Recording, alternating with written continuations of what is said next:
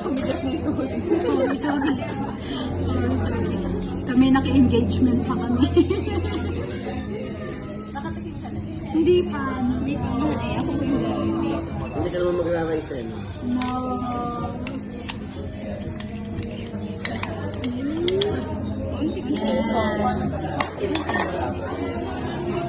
Papalit kaya tayo ng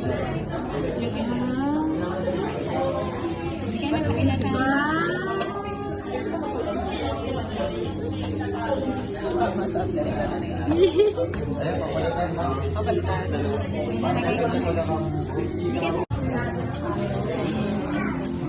Ang tawag po dito, Ano?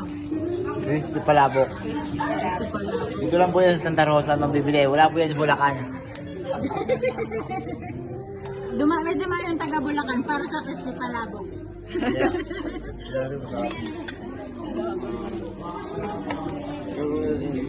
Yan, magandang idea yan ah. Magawa ngayon sa tindahan. Ang sarap, ang sarap. Ha?